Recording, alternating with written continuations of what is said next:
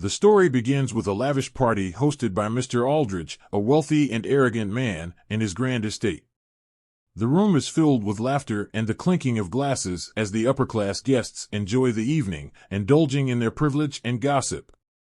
Eliza, a young black maid, works quietly in the background, clearing plates and refilling drinks. She keeps her head down, avoiding the glances and occasional dismissive remarks from the guests. Mr. Aldridge, bored and looking for entertainment, overhears two maids whispering in the corner about Eliza's hidden talent for music. Intrigued and amused by the idea, he calls for her attention, silencing the room with his commanding voice. "You there, Eliza, isn't it? They say you know your way around a piano," he says with a smirk, his words dripping with condescension. "Why don't you entertain our guests? Let's see what talent lies hidden in these humble hands of yours." Eliza freezes, her heart pounding. She glances around the room, seeing the curious and mocking expressions of the guests. She hesitates, knowing the humiliation that awaits, but Mr. Aldridge's stern glare leaves no room for refusal. Without a word, she nods and moves toward the grand piano, her footsteps echoing in the suddenly quiet room. She sits down, her trembling fingers hovering over the keys, and takes a deep breath. If you're intrigued by how this story will unfold, don't forget to subscribe to the channel and follow for more powerful storytelling. Stay tuned for the next act. Eliza closes her eyes, steadying herself as the room watches her every move. The weight of their judgment presses heavily on her, but she refuses to let it crush her. Her fingers press the first keys, and the sound that emerges is soft, almost hesitant, like a whisper breaking through silence. The guests exchange amused glances at first, their smirks barely concealed. Mr. Aldridge leans back in his chair, a smug grin on his face, waiting for her to falter. But then, something shifts.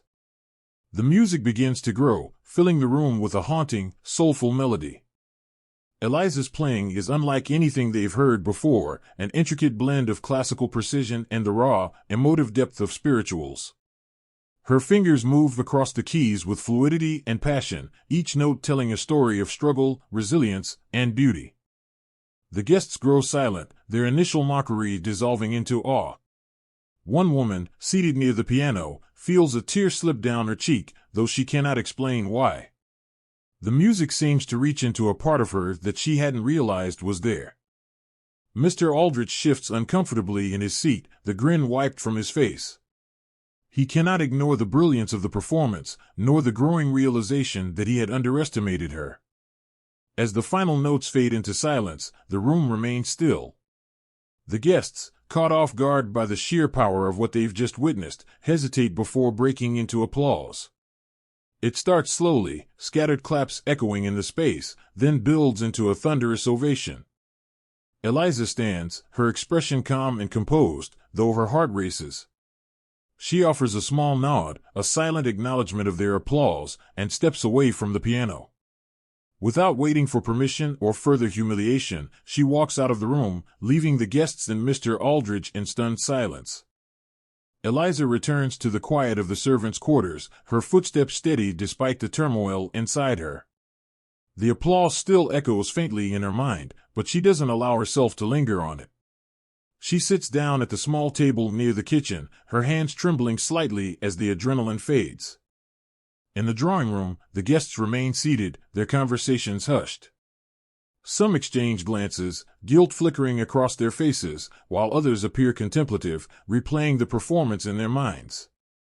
One guest, a middle-aged woman known for her patronage of the arts, stands abruptly and excuses herself, heading toward the back of the house. She finds Eliza sitting quietly, staring at her hands. The woman approaches cautiously, her expression softened. "That was extraordinary," she says, her voice genuine. "I've never heard anything like it. Who taught you to play?" Eliza looks up, surprised by the tone, but she answers calmly. "My father. He played whenever he could, even when it wasn't safe." The woman nods, understanding the weight of those words. "You have a gift, Eliza. One that deserves to be shared with the world." Meanwhile, Mr. Aldridge remains seated, his jaw tight. He feels the judgment of his guests, the weight of his own arrogance exposed. Yet, pride keeps him silent, unwilling to admit his mistake. The woman offers Eliza a card, her name and address written neatly on it. If you ever want to pursue music beyond these walls, find me. I'll do whatever I can to help. Eliza hesitates, her fingers brushing over the card. She meets the woman's gaze, searching for any hint of insincerity, but finds none. She nods quietly, tucking the card into her pocket. As the party winds down, the guests leave one by one, their laughter and lightheartedness replaced by an uneasy solemnity. Mr. Aldridge lingers in the drawing room, staring at the grand piano as though it had betrayed him. In the weeks that follow, Eliza begins to practice in secret, her confidence growing. She knows the world beyond the estate will be filled with challenges, but for the first time, she feels the possibility of something greater. And though she doesn't yet know if she'll take the woman up on her offer, the card remains safe in her pocket, a reminder that her talent has the power to transcend even the deepest prejudice. In the days that follow, life at the estate returns to its usual rhythm. But the ripple caused by Eliza's performance remains, though it is not immediately visible. Mr. Aldridge continues his charade of indifference, but his eyes often linger on the grand piano, a silent acknowledgement of the unexpected challenge to his worldview. The guests who were present that night speak little of it, but the memory of Eliza's playing lingers in their conversations, softening their once certain opinions. Eliza continues her work at the estate, but something in her has changed. Her every movement, once filled with caution, now holds a quiet strength. Her hands, once used only for labor, now long to return to the piano. She practices each evening in secret, teaching herself new pieces, letting the music fill the silence of her small room. One evening, while she's practicing, the familiar sound of footsteps interrupts her. She turns quickly, her heart racing, but it's not Mr. Aldridge or any of the guests, it's the woman from the party, the one who had given her the card. "I thought I might find you here," the woman says, stepping into the room with a warmth that contrasts with the coldness of the estate. "I've been thinking about your talent, and I believe you have the potential to do something extraordinary." Eliza stands, unsure of what to say. "I don't know if I could leave this place." The woman's gaze softens, understanding the weight of Eliza's words. "I know it's not easy. But music, your music, it's bigger than this. You have the chance to reach so many people. You shouldn't have to stay here, hiding what you are." Eliza looks down at her hands, the same hands that played in front of a room full of strangers, the same hands that had once been forced to bow under the weight of others' prejudices. She looks back up at the woman, uncertainty clouding her thoughts. "I don't know where to start," Eliza says quietly. The woman smiles gently, reaching into her bag and pulling out a small envelope. "Start with this. It's an invitation to a scholarship program for music. You don't have to decide now, but I want you to know that the opportunity is there." Eliza takes the envelope, feeling the weight of it in her hands. The decision ahead of her feels overwhelming, but for the first time, there's hope, a path that wasn't there before. The woman turns to leave, but before she does, she pauses. "No matter what you choose, remember, you are more than what they say you are. Your talent has already shown them that." As the woman walks away, Eliza stands frozen in the quiet of the room, the envelope still in her hands. She thinks of the grand piano, of the guests' stunned silence, of the life she's known and the life she could have. For the first time, she allows herself to imagine a future where her music is her own, where she's free to share it with the world. And though the road ahead remains uncertain, Eliza knows that this moment will be one she carries with her, a turning point that cannot be undone. Weeks pass, and Eliza's decision weighs heavily on her heart. The estate feels smaller now, its walls pressing in on her as she continues to work with quiet resolve. The invitation from the woman rests in the pocket of her dress, a constant reminder of the opportunity that lies just beyond her reach. Yet, each time she holds it, the fear of leaving the only life she's ever known threatens to paralyze her. The world outside feels distant, as though it belongs to someone else entirely. But one evening, as Eliza practices alone in her room, the music flowing through her like a release, she hears a knock at the door. It's not the usual knock of a guest or a fellow maid, it's the knock of someone who knows her, who sees her for more than just the work she does. She opens the door to find Mr. Aldrich standing in the hallway, his face unreadable. The sight of him causes her to tense, but she keeps her composure, waiting for him to speak. "You play well," he says, his tone surprisingly devoid of mockery. "Better than I expected." There's a long pause, and for the first time, Eliza notices the absence of arrogance in his eyes. Eliza doesn't respond, unsure of how to react. His presence in this moment feels out of place, the last person she expected to acknowledge her talent. "I didn't think you'd be that good," he continues, his words slower now, almost self-conscious. "I'm not used to being surprised, but I've been thinking about what happened that night. You deserve more than this." Eliza's heart races, the weight of his words settling into her chest. She's still uncertain about what this means, but his admission stirs something within her, a new understanding of the man who had once humiliated her. "You were right," he says, almost as if he's coming to terms with something within himself. "I treated you like something beneath me, and that wasn't fair. You should have the chance to do more, to be more." Eliza stands there, unsure of whether to believe him. His apology, if that's what it is, feels almost too late, but she nods anyway. It's not for him that she's made the decision to leave, it's for herself. "I've made a choice," she says, her voice steady now. "I'm going to pursue music. It's time for me to move on." Mr. Aldrich doesn't speak at first, and when he finally does, his voice is softer than she expected. "I understand. You deserve it." Without another word, he turns and walks away, disappearing down the hallway. Eliza stands there for a long moment, the stillness in the air carrying the weight of what has just been said. In that quiet exchange, something shifts. The apology, though unspoken in some ways, lingers in the air, a sign that even the hardest hearts can be cracked open by the power of talent and dignity. The following day, Eliza packs a small bag. She doesn't tell anyone where she's going, just that she's leaving. The estate, with all its history and its weight, is behind her now. As she steps out into the sunlight, the world feels both vast and new, full of possibilities she never allowed herself to imagine. The music still plays in her mind, a steady rhythm guiding her forward. She keeps the envelope close, its promise of a new beginning, but the road ahead is hers to choose. And for the first time, she feels free to walk it. Eliza steps into the world beyond the estate, each step filled with a mixture of anticipation and uncertainty. The city is louder than she expected, full of people, cars, and distant noises that seem to clash with the quiet rhythm of her past life. But it's also filled with opportunities, with open doors that seem to welcome her, even if she doesn't yet know which one to walk through. The card with the invitation to the music scholarship program is still tucked securely in her pocket. As the days pass, she begins to search for the address written on it, asking around, finding the courage to approach strangers who seem like they might know something. One afternoon, she finally finds herself standing before a modest building, the kind of place where dreams can be built from nothing. Inside, the atmosphere is warm and filled with the sound of practiced music.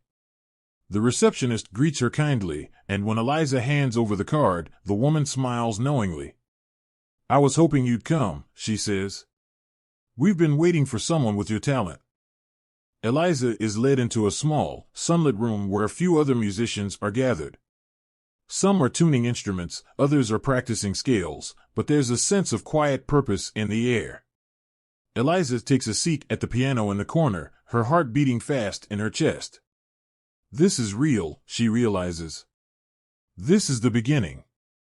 The woman who had invited her earlier steps into the room and walks toward Eliza. "Whenever you're ready," she says, her voice gentle yet firm. Eliza takes a deep breath and begins to play. The notes pour from her, fluid and unrestrained, as if the piano itself understands her journey, her struggles, her triumphs. She plays not for the applause, not for the validation, but for herself, for the woman she has become, for the world that will now hear her music, and for the father who taught her to play, even when the world tried to silence him. As she finishes, the room is still. The other musicians stop what they're doing, and the woman who invited her simply nods. "You have a place here, Eliza. We've seen enough." Tears sting her eyes, but she holds them back. This is more than she ever dreamed possible. It's not just a scholarship, it's a chance to become the woman she's always known she could be, a chance to take what once was hidden and let it shine in the world. In the coming months, Eliza blossoms in ways she never thought possible. The music she plays is full of depth, of emotion, and the audience she finds is far larger than she could have imagined. She learns new techniques, challenges herself, and grows stronger with each passing day. The city becomes her canvas, her music her brush, and every note she plays is a step further away from the life she left behind. One evening, as she walks through the city after a recital, her mind drifts back to the estate. To Mr. Aldridge. To the guests. To the moment when everything changed. It feels distant now, as though it happened in another life. But she knows that it was that night that gave her the courage to walk this path. The sun sets on the horizon, casting a golden glow over the city. Eliza smiles softly to herself, the sound of her music still ringing in her ears. The journey is far from over, but for the first time, she feels like she's exactly where she's meant to be. And as the city lights flicker on, one by one, Eliza knows that her story is only just beginning. The story of Eliza explores several powerful themes that resonate deeply with the human experience. At its core, it is a narrative about breaking free from the confines of societal expectations and stepping into one's own power. One of the most prominent themes is prejudice and overcoming adversity. Throughout her life, Eliza has been shaped by the limitations imposed on her by her race and status. The wealthy, arrogant Mr. Aldridge embodies the oppressive forces that seek to diminish her potential. Yet, it is through her talent and resilience that she breaks free from these constraints. Her journey proves that talent cannot be silenced, and that even in the face of injustice, there is power in remaining true to oneself. The power of self-discovery and self-worth is another key theme. Eliza's transformation is not just about mastering music, it is about realizing her own value. For much of her life, she lived in the shadows of others' perceptions of her. But through music, she comes to understand her own worth, not only as an artist, but as a person.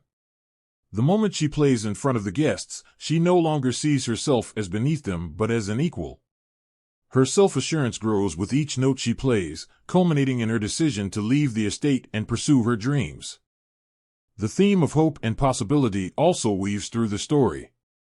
Though Eliza starts in a place of limitation, the offer of a scholarship and the encouragement from a woman at the music program signify the opening of a new world for her.